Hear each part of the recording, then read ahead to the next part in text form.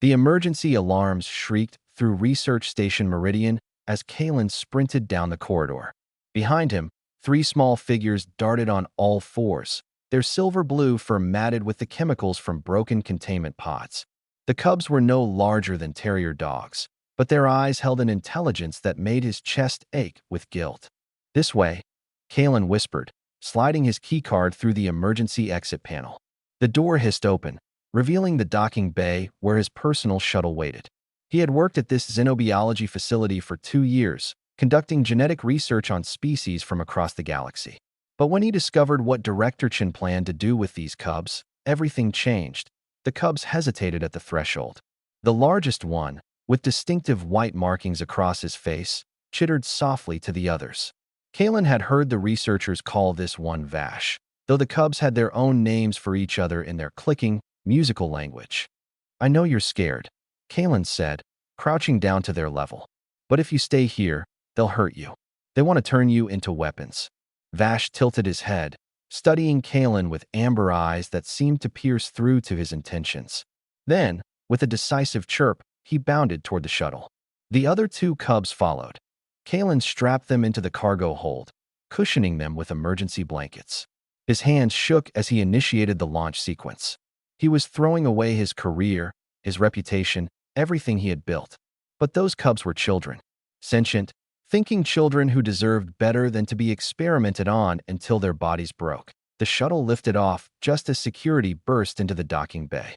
Kalen pushed the engines to maximum, breaking atmosphere before they could establish a tractor lock. He had already wiped the station's records of the Cubs' home planet. No one would know where to look for them. The journey to the Cubs' homeworld took 3 weeks. During that time, Kalen learned that the species was far more advanced than the station's incomplete file suggested. Vash could operate the shuttle's secondary systems after watching Kalen just twice. The Cubs communicated in complex patterns, and they remembered everything they saw. When they reached the forest planet, Kalen landed in a clearing near where the cubs had been captured. Vash pressed his small paw against Kalen's hand before the 3 cubs disappeared into the dense vegetation. Kalen watched them go, hoping he had done the right thing, that he never reported where he had taken them. The authorities questioned him for months, but Kalen accepted his prison sentence without revealing the planet's location. Some secrets were worth protecting. 15 years later, Kalen lived quietly on a frontier colony, working as a schoolteacher. His past had followed him everywhere, but the children didn't care that he was the man who had destroyed his career to save alien cubs. To them, he was just Mr. Kalen who told the best stories. He was tending his garden when the sky darkened. Kalen looked up, expecting clouds, but instead saw ships, dozens of them, descending in perfect formation. They were unlike any design he recognized. Organic curves blended with crystalline structures that caught the sunlight. The largest ship landed in the field beyond his house.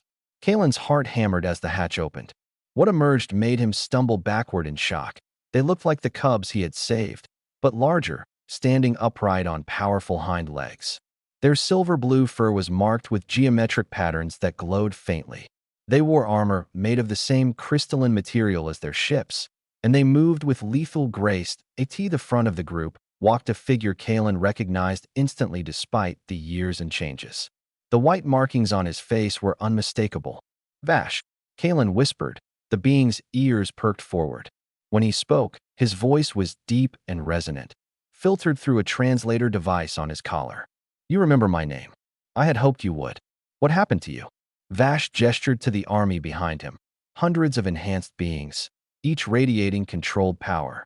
"After you returned us home, we told our people what happened at that facility.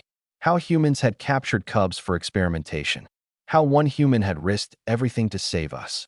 Kalen felt cold. "Are you here for revenge?" "Revenge?"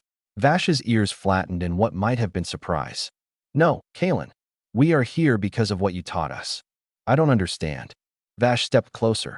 "You showed us that even in a species capable of great cruelty, individuals can choose compassion. When we returned home, my people wanted to isolate ourselves, to hide from the galaxy. But I remembered you. I remembered that change is possible." Another being stepped forward, smaller than Vash, but with similar white markings. "I am Vash's daughter," she said. "My father has told us stories of the human who saved him. Because of you, our people chose a different path. Vash continued. We took the genetic modifications your scientists had begun and completed them ourselves, on our own terms. We made ourselves stronger not for war, but for protection. And we decided to join the greater galactic community rather than hide from it. Then why the army? Kalen asked, looking at the assembled forces. Because Research Station Meridian still operates, Vash said, his voice hardening. They have taken cubs from 6 other species in the years since we escaped. We tried diplomatic channels, but the Galactic Council moves slowly, and Director Chun has powerful friends. Vash's amber eyes met Kalen's. We are not here for revenge. We are here for justice. And we came to you first because I wanted you to know what you did mattered. Those 3 cubs you saved became leaders. We built families, raised children, and taught them that courage means standing against cruelty even when it costs everything. Tears burned in Kalen's eyes. I didn't think I'd ever know if you made it home safely.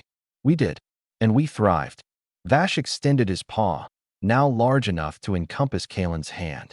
The Galactic Council has granted us authority to shut down facilities that abuse sentient beings. We have the power now. But I wanted to ask, will you come with us? Will you help us identify which species in those labs are sentient, which ones are suffering? Kalen looked at his small house, his quiet life. Then he looked at Vash and the army of enhanced beings who existed because one person had chosen compassion over career. Yes, Kalen said. I'll help you free them all. Vash's ears lifted in what Kalen recognized as joy.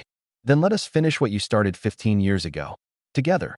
As Kalen walked toward the ship, surrounded by the army of beings he had helped save as cubs, he realized that sometimes the smallest act of kindness could reshape the galaxy. He had freed 3 children. They had become the catalyst for an entire species to transform itself and fight for others who suffered as they once had. The rescue mission launched 3 days later. This time, the cubs were the ones doing the saving. And at the front of their forces, advising and guiding, was the human who had taught them that one person with courage could stand against injustice. Research Station Meridian never knew what hit them.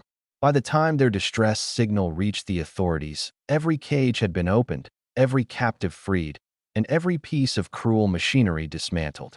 The cubs Kalen had saved led the charge, their enhanced offspring beside them, proving that compassion could be just as powerful as any weapon. And through it all, Vash kept Kalen close, protecting the human who had once protected him when he was small and helpless. The debt had been repaid. Now they were simply friends, fighting side by side for those who could not fight for themselves. The galaxy would learn, as Vash had learned, that humanity could be fierce and terrible and cruel. But humanity could also be the spark that ignited change, the hand that freed the captive, the voice that said, "This is wrong." Even when silence would have been safer. One human had saved 3 cubs. Those cubs had returned leading an army, and together, they would ensure no child of any species would suffer as they once had. The rescue had come full circle.